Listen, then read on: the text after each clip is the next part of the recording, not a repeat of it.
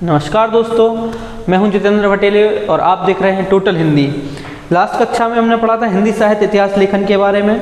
दोस्तों आज हम पढ़ने वाले हैं हिंदी साहित्य लेखन में विद्वानों द्वारा जो हिंदी का काल विभाजन किया गया, काल विभाजन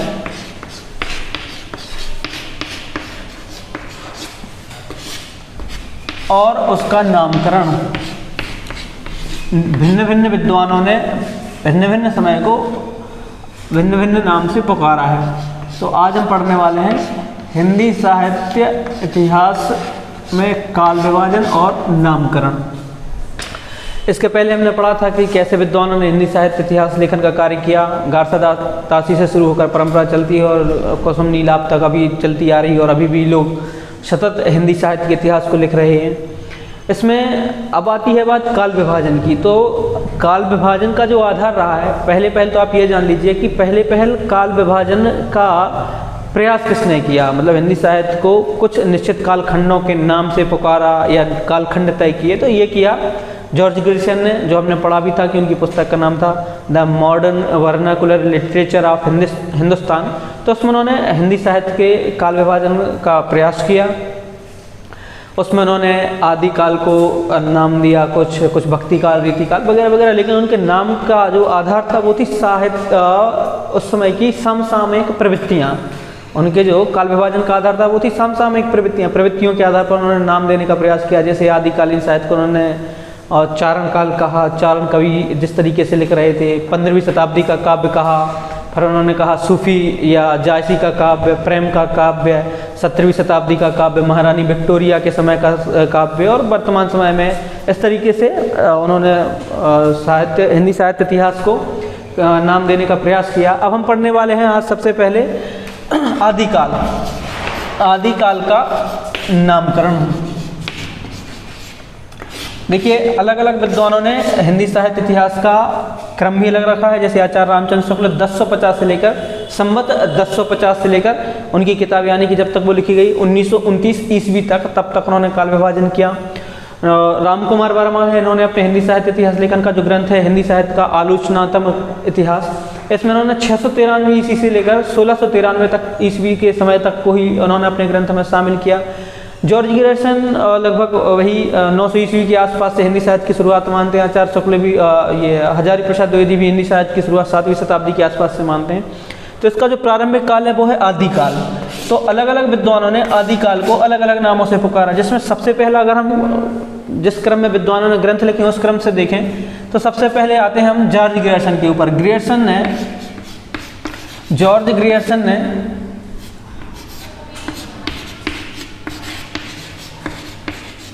जॉर्ज ग्रियर्सन ने आदिकाल को क्या नाम दिया? चारण काल। जॉर्ज ग्रियर्सन ने आदिकाल को क्या नाम दिया? चारण काल। इसके पीछे चारण काल कहने के पीछे एक रीजन था, क्योंकि ग्रियर्सन का मानना था कि जो आदिकाल में जो कवि रचनाएं लिख रहे थे वो मतलब चारण कहे जाते थे, और क्योंकि वो राजा वगैरह की प्रशंसाएं सुनाया करते थे, उस वजह से इसको उन्होंने चारण काल नाम दिया। इसके बाद आते हैं मिश्र बंधु। तो मिश्र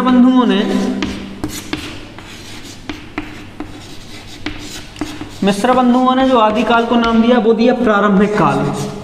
इनके काल विभाजन का आधार ही कुछ इसी तरीके से रहा है। इन्होंने प्रारंभिक काल, फिर माध्यमिक काल, फिर आधुनिक काल। प्रारंभिक काल को दो भागों में विभाजित किया, माध्यमिक काल को 2 भागों में विभाजित किया, पूर्व माध्यमिक काल, उत्तर माध्यमिक काल। आधुनिक काल को भी इसी तरीके से विभाजित किया। इसके बाद अगला जो नाम आता है वो आता है आचार्य शुक्ल का। आचार्य शुक्ल यानी कि रामचंद्र शुक्ल, ये हिंदी साहित्य का एक तरीके से आधार ग्रंथ रहा है। मैं पहले ही बता चुका हूँ आप लोगों को। इनका काल विभाजन सबसे स्पष्ट माना जाता है। इन्होंने हिंदी साहित्य का जो 900 वर्षों का कालखंड है उसको 400 स्पष्ट कालखंडों में बांटा। उसमें भी भक्ति काल को इन्होंने 4 अलग धाराओं में बांटा, जो कि इनके बाद आने वाले लोगों ने उसी का अनुकरण किया, नाम भले ही अलग दिए। तो इन्होंने आदिकाल को नाम दिया, वो दिया इन्होंने वीरगाथा काल। इन्होंने आदिकाल को क्या पुकारा? वीरगाथा काल। इनका मानना था कि आदिकाल में जो रचनाएं हो रही थी उस समय कुछ सामाजिक रचनाएं लिखी जा रही थी, कुछ धार्मिक थी, लेकिन मुख्य जो केंद्र था इनके ग्रंथ में इन्होंने जो आदिकाल को नाम दिया उसका आधार था उस समय की लिखी गई कुछ 8-10 रचनाएं, जिसके आधार पर वो मानते थे कि उन्हीं की प्रमुखता रही है। 12 रचनाओं को उन्होंने आदिकाल में टोटल स्थान दिया है और उसमें से भी 8 रचनाएं ऐसी थी जो वीर प्रशस्ति परक थी, तो इसी की वजह से उन्होंने इस काल को क्या नाम दिया?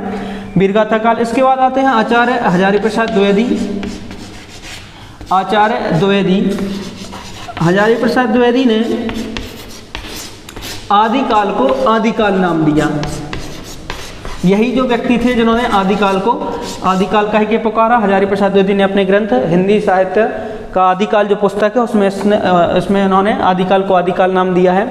इसके अलावा आते हैं गणपति चंद्र गुप्त, जिन्होंने भी प्रारंभिक काल कहा है। सुमन राजे एक अन्य विद्वान हैं, सुमन राजे, उन्होंने आदिकाल को आधार काल कहा है। सुमन राजे ने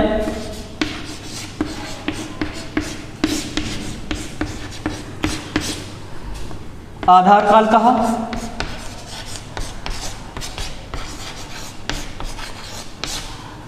यही नाम दिया है मोहन अवस्थी ने भी आदिकाल को आधार काल कहा है।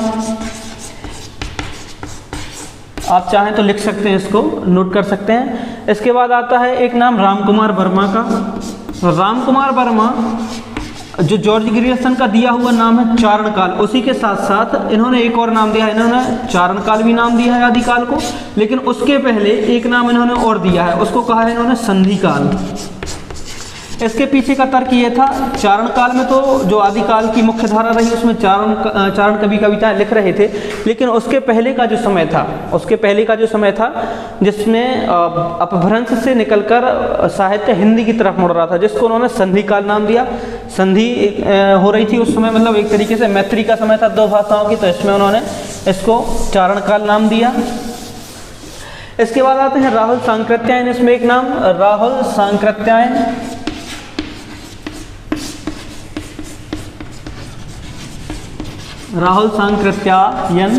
इन्होंने आदिकाल को नाम दिया है सिद्ध मंतकाल।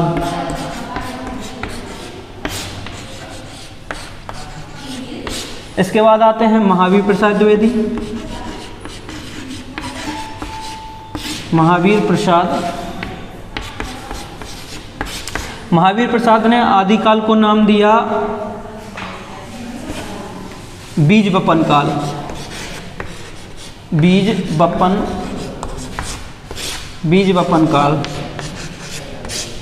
इसके अलावा दो अन्य व्यक्ति हैं, पृथ्वीनाथ और कमलकुल श्रेष्ठ। पृथ्वीनाथ और कमलकुल श्रेष्ठ ने आदिकाल को नाम दिया अंधकार काल। ये पृथ्वीनाथ और कमलकुल श्रेष्ठ का दिया हुआ नाम है। इसके बाद एक अन्य नाम है अपभ्रंश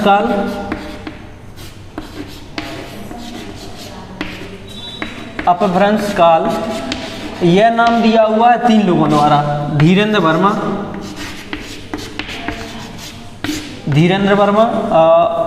गुलेरी जी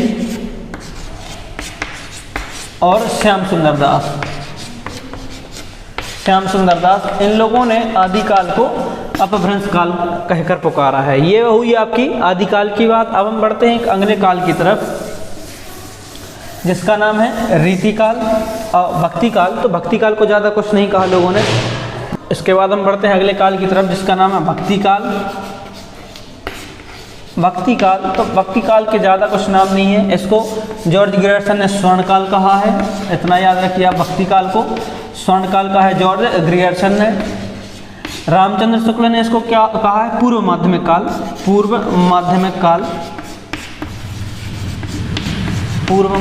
काल कहकर पुकारा है। उन्होंने अपने काल विभाजन जो किया था, वीरगाथा काल, पूर्व माध्यमिक काल, उत्तर माध्यमिक काल और आधुनिक काल या गद्य काल कहकर पुकारा था आधुनिक काल को। स्वर्ण काल कहा जॉर्ज ग्रियर्सन ने, पूर्व माध्यमिक काल कहा एक तरीके से रामचंद्र शुक्ल ने। इसके बाद कहा पुनर्जागरण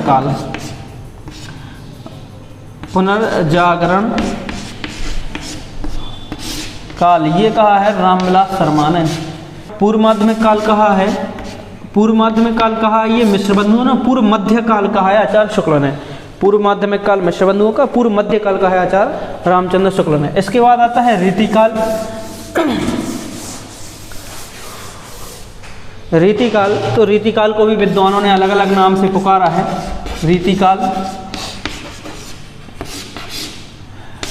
और इनकी समय सीमा लगभग वही है जो आचार्य शुक्ल मानते हैं, उसी को एक तरीके से सर्वमान्य मान लिया गया है। आचार्य शुक्ल ने जो काल विभाजन किया है कि संवत 1050 से लेकर 1375 वीरगाथा काल या आदि काल, 1375 से 1700 तक भक्ति काल, 1700 से 1900 संवत में है ये, संवत 1700 से 1900 तक रीतिकाल, और 1900 से अब तक, मतलब जब तक उनकी किताब प्रकाशित हुई तब तक उन्होंने कहा है आधुनिक काल को गद्य काल। इसके बाद आता है रीतिकाल।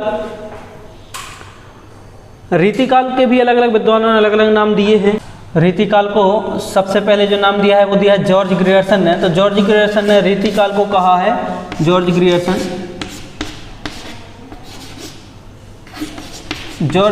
ने रीतिकाल को कहा है रीति काव्य। रीति काव्य कहकर पुकारा है इस समय को उन्होंने। इसके बाद आचार्य शुक्ल हैं। आचार्य शुक्ल ने रीतिकाल को रीतिकाल कहा है, रीतिकाल को रीतिकाल कहा है।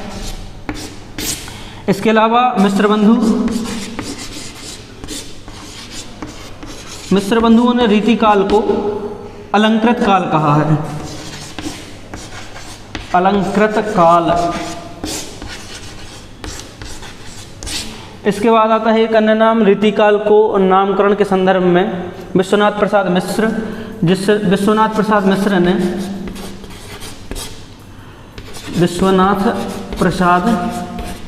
मिश्र इन्होंने इसको कहा है श्रृंगार काल, श्रृंगार काल।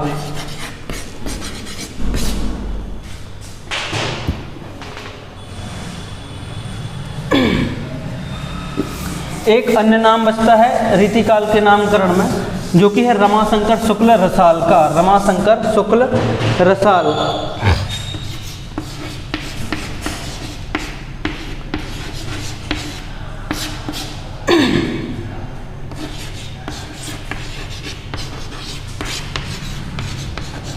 रमाशंकर शुक्ल रसाल, इन्होंने रीतिकाल को कहा है कलाकाल। इन्होंने रीतिकाल को क्या कहा है? कलाकाल। ये रीतिकाल के ही कुछ महत्वपूर्ण नाम दिए गए हैं जो विद्वानों द्वारा। इसके बाद आता है आधुनिक काल। तो आधुनिक काल को आधुनिक काल कहा ही जाता है। आचार्य रामचंद्र शुक्ल ने इसको गद्य काल कहकर पुकारा है। आधुनिक काल को रामचंद्र शुक्ल ने क्या कहा है? गद्य काल।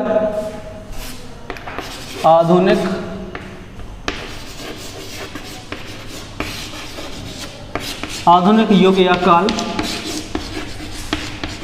इसको आचार्य शुक्ल ने कहा है गद्य काल। गद्य काल। बाकी सभी इसको आधुनिक काल करके ही पुकारते हैं। इसमें देखने वाली बात यह है कि आधुनिक काल का जो काल विभाजन किया गया है, जैसे आचार्य रामचंद्र शुक्ल ने गद्य काल प्रथम उत्थान द्वितीय उत्थान इस तरीके से नामकरण किया है। फिर किसी ने भारतेंदु युग माना, किसी ने द्विवेदी युग माना, किसी ने छायावादी, छायावाद उत्तर में प्रगति, प्रयोगवाद, नवलेखन वगैरह वगैरह। इसमें अगर थोड़ा सा ध्यान से देखें तो जो डॉक्टर नगेंद्र ने काल विभाजन किया है वो थोड़ा सा सटीक जान पड़ता है, या लोग उसको थोड़ा सा सर्वमान्य मानते हैं। जिसमें उन्होंने आधुनिक काल का जो वर्गीकरण किया है, सबसे पहले तो उन्होंने माना भारतेंदु युग, जिसकी समय सीमा उन्होंने मानी कब? 1857 से 1900 तक। 1857 से 1900 तक। दूसरा युग माना इन्होंने द्विवेदी युग। द्विवेदी युग। याद रखने वाली बात यह है कि भारतेंदु काल को इन्होंने कहा पुनर्जागरण काल। पुनर्जागरण काल। और द्विवेदी युग को कहा है जागरण सुधार काल। जागरण सुधार काल। जागरण सुधार काल। तो इसकी समय सीमा मानी है 1900 से 1918। इसके बाद माना उन्होंने छायावाद। छायावाद की जो समय सीमा मानी है उन्होंने 1918 से 1938 तक। इसके बाद उन्होंने छायावाद के बाद माना है छायावादोत्तर काल, एक अलग नाम दिया है छायावादोत्तर काल, जिसके भी कुछ इस तरीके से विभाजन किया।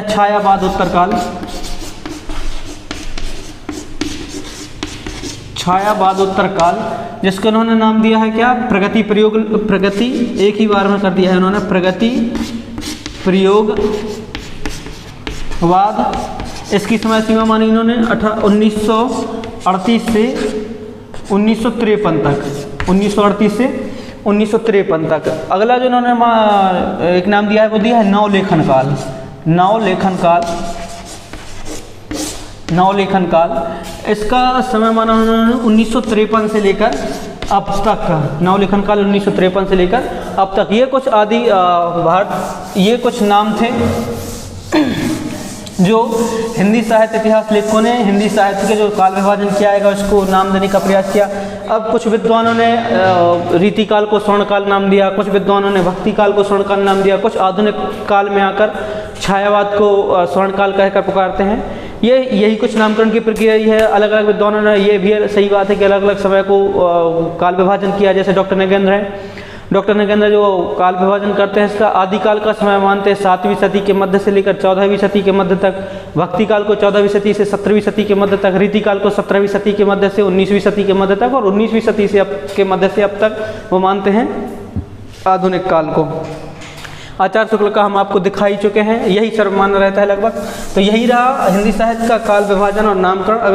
अगर आपको जानकारी अच्छी लगी हो तो लाइक, शेयर और सब्सक्राइब जरूर करते रहिए। हिंदी साहित्य से नेट करने वाले विद्यार्थी इस चैनल से जरूर जुड़े रहें, क्योंकि जो भी हिंदी साहित्य से नेट के लिए महत्वपूर्ण सामग्री होती है वो मैं आपको दिखाने वाला हूँ, देने वाला हूँ। तो अगर आपको जानकारी अच्छी लगी हो तो लाइक, शेयर और सब्सक्राइब जरूर करें। धन्यवाद।